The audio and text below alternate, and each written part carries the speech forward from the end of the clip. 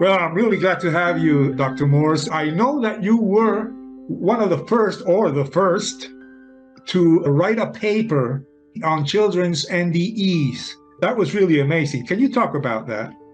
We were in the first group to study near-death experiences in children, but more importantly, we were the first to do what's known as a prospective study of near-death experience. So prior to our research, near-death experiences were just collections of stories. Raymond Moody, who obviously is the mentor, I think, of most of us in the near-death field. But these were people that came up to him after lectures and would tell him about their experiences. So that's, of course, very important, and that's an important first step. But it's not very representative of the entire population, nor does it give us an idea of how common these experiences are. We had a completely different strategy. I'll tell you why we developed this strategy, but first I'll just share with you what we did at Seattle Children's Hospital was we interviewed every survivor of cardiac arrest over 15 years. And that's near death. Really, at least, well, in the adult population as well, probably only 1 out of 200 or 300 children completely survive a cardiac arrest. It's not like you see on TV. By and large, if your heart stops beating and you have to be resuscitated, you're probably going to die or not recover. So we looked at, 300-400 different charts, and we found 26 children who survived cardiac arrest or other examples of clinical death.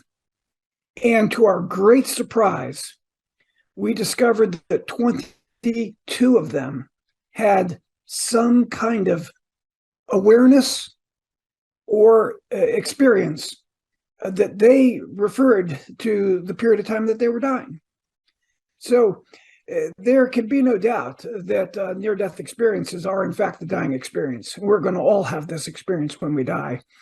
I know there's all these questions about, well, is it caused by a lack of oxygen to the brain? Is it caused by various drugs given during resuscitation?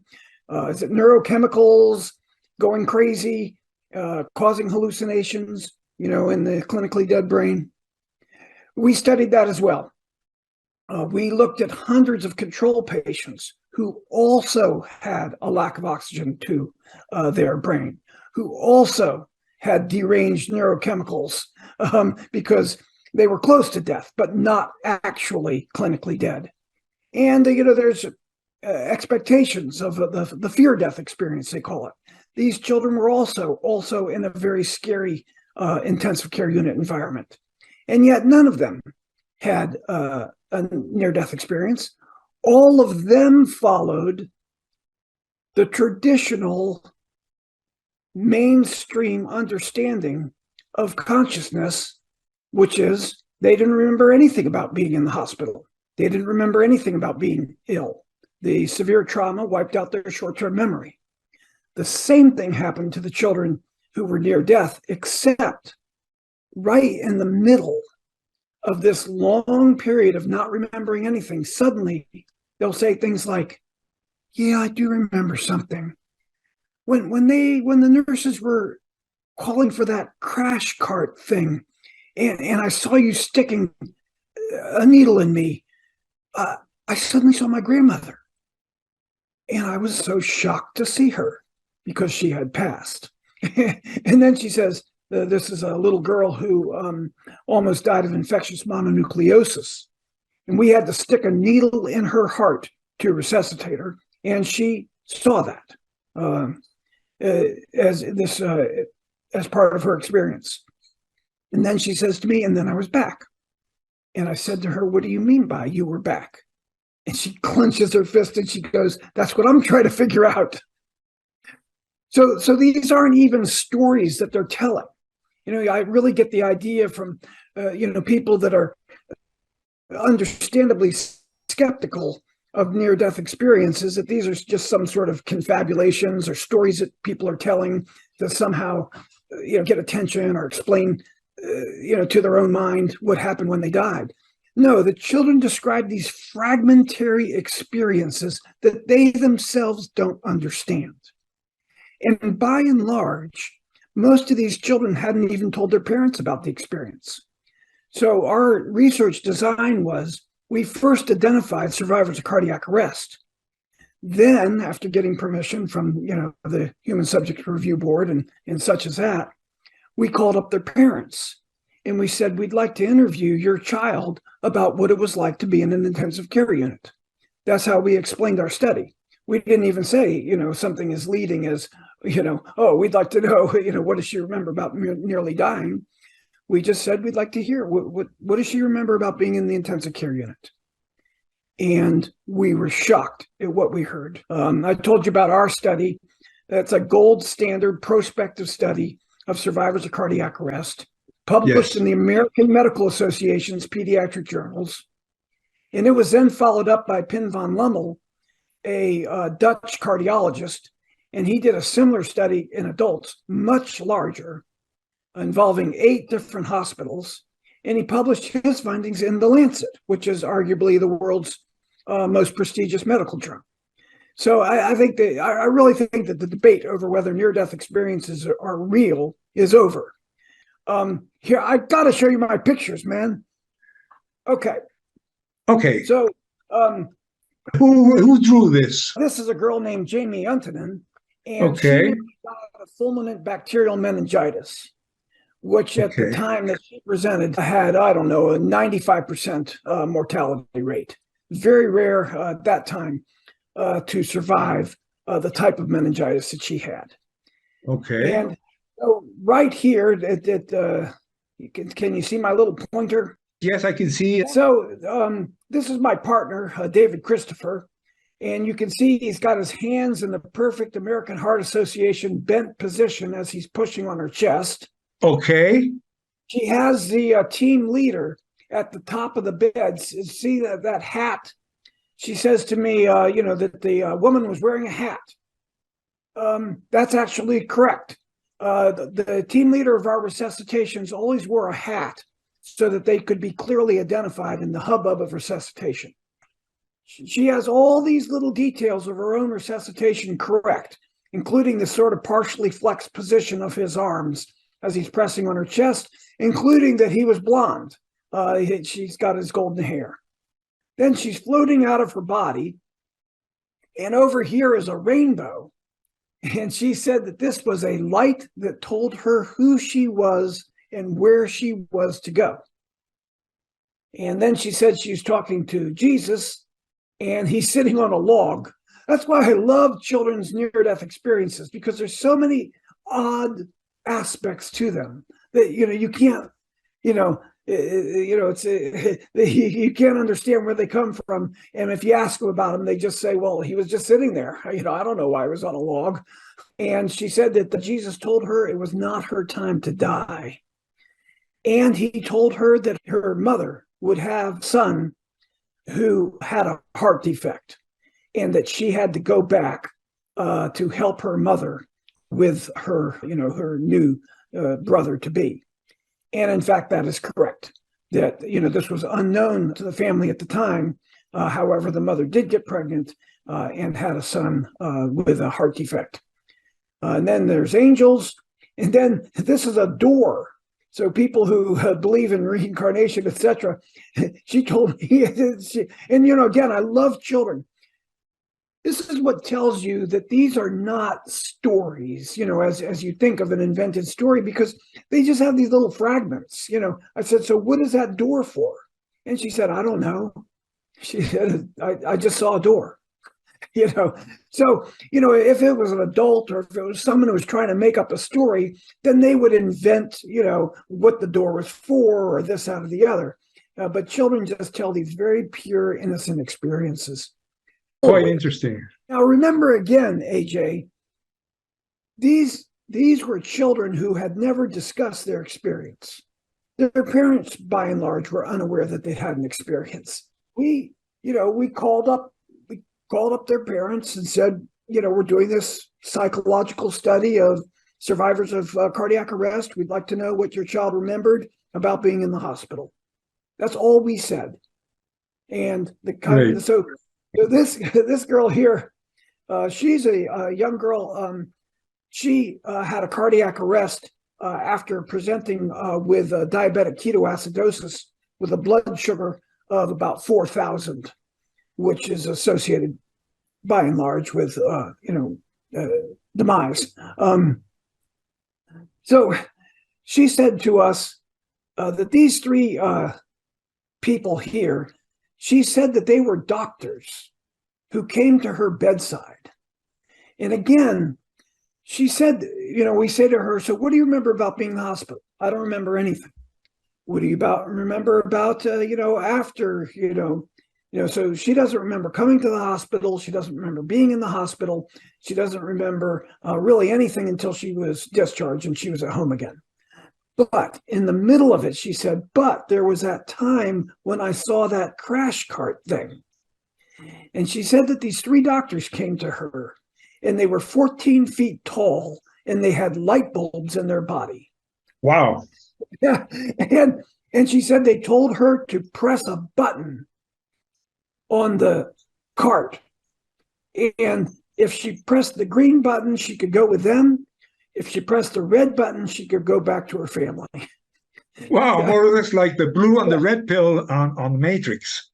Yeah. So, so again, though, it's important to hear how these, if every single child said, oh, yeah, I went down a tunnel and I went into the light and I saw God, well, then we would start to think that these are just some sort of cultural phenomena or, embellishment.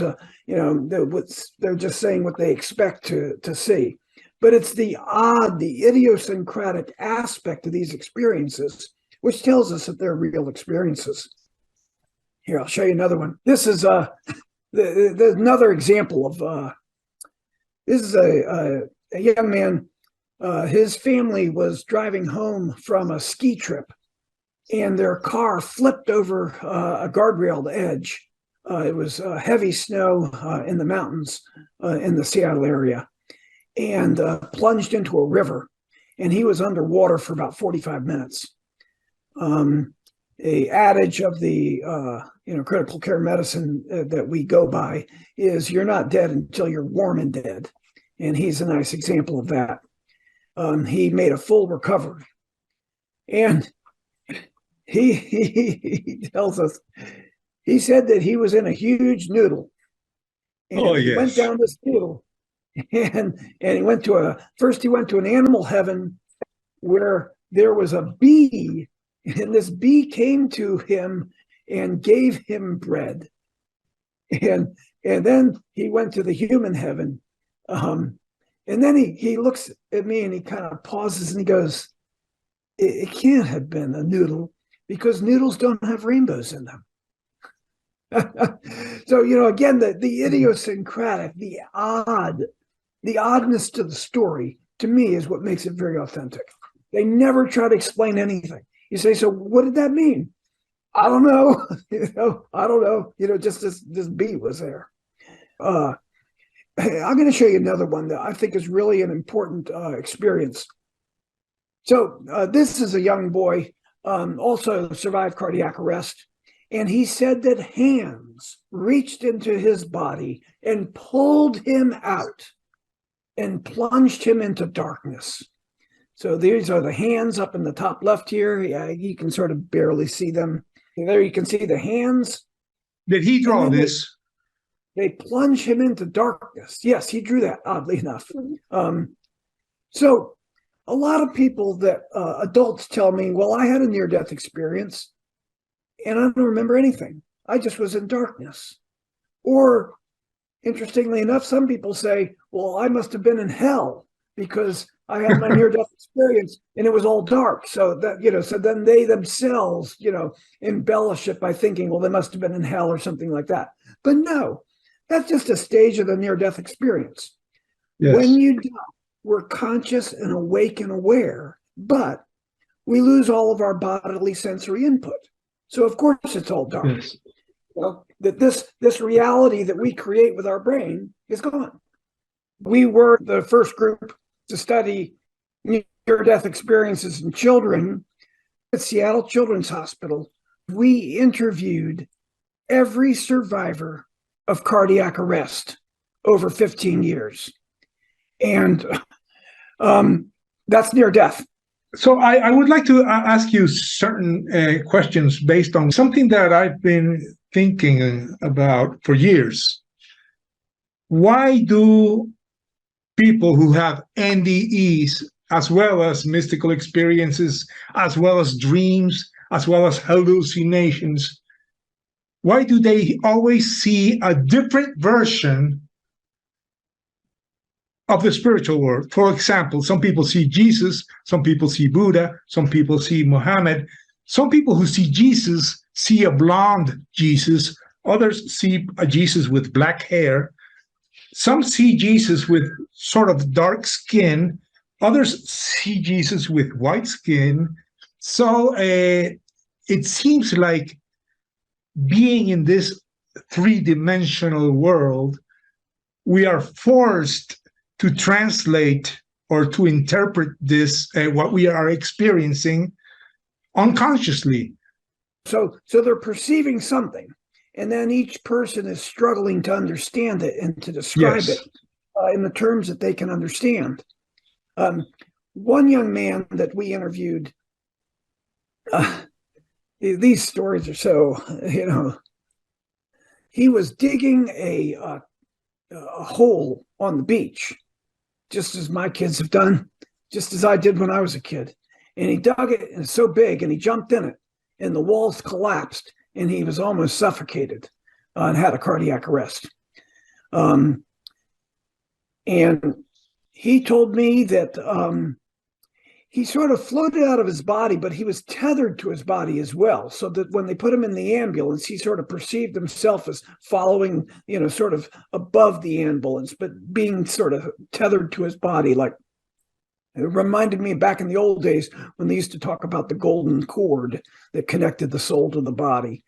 He didn't describe a golden cord, but it's sort of like that. But so then he says to me that a wizard came to him and told him, "Struggle and you shall live." Well, that's the first time he told the story. Then when I interviewed him a little later, he told me that he had subsequently learned that it was Jesus, that it wasn't a wizard at all. And this is because he shared the experience with his parents, and his parents, and so then that's the cultural conditioning that comes in. And I think that this even goes further. Okay. Can you see this? Yes, I can. Okay. This is a young girl. She nearly died of cardiac arrest. These creatures or figures that are around her, she said, were her classmates. And this figure in the bottom left was her teacher, her living teacher. She was alive. Well, her classmates and her living teacher, in fact, did not visit her at all. But that's just another example of what, she's struggling to understand this. She doesn't have any relatives who've died. Really, her family is really typical American family without any strong religious beliefs. What's the most important figure in her life? I think for an adult, it might be Jesus. For her, it was her living teacher. And that's who she told us was there to facilitate her experience. But why are spiritual experiences so difficult to find a commonality? Remember the little boy with the noodle? He said to me about his experience, he said, "But what is it real?" He said, "Because if it was real, you got to tell all the old people." But this reality, AJ, is the created reality. You're not seeing, what is this reality? This reality involves that your body has biological sensors which are picking up the electromagnetic field, and we're taking that electromagnetic signals, and then we're translating it into the visual, the auditory, and we're creating this internal reality. And that's what is reality. This is the hallucination, if you will. It's not a hallucination. Hallucination is a dysfunction of the brain. It's the proper function of the brain, but this is the invented reality. And I'd like to go back to what you were saying before. You're saying, well, it seems so puzzling about this heaven. Everybody seems to see a different heaven. Well, everybody sees a different color red. You don't see the same color red that I do. However, when we're between 2 and 3 and 4 years old, our parents spent hours instructing us on what red means as a common feature of this shared invented reality. And so they're just constantly saying, that's red, that's red, that's red, that's red. Well, we would all have the same understanding of spiritual experiences as well if we spent the same amount of time educating each other as to what is this spiritual reality. But we don't. So that's why each person is, one person says it's a doctor with light bulbs, and it's another person that says no, it was just it was my living teacher, and a third person said no, it's my dead grandmother. That because we don't have that shared perception.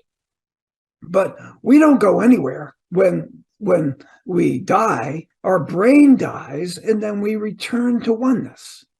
The oneness that we know is that the physicists call it non-local. So sometimes I think it's better to think in terms of different dimensions and such as that, to think of local reality, which is this invented reality that we all share, that's created by our biological sensors, that's created by the neurochemicals in our brain. It's ironic that people say, oh, the near-death experience is just created by neurochemicals. This whole conversation is created by neurochemicals.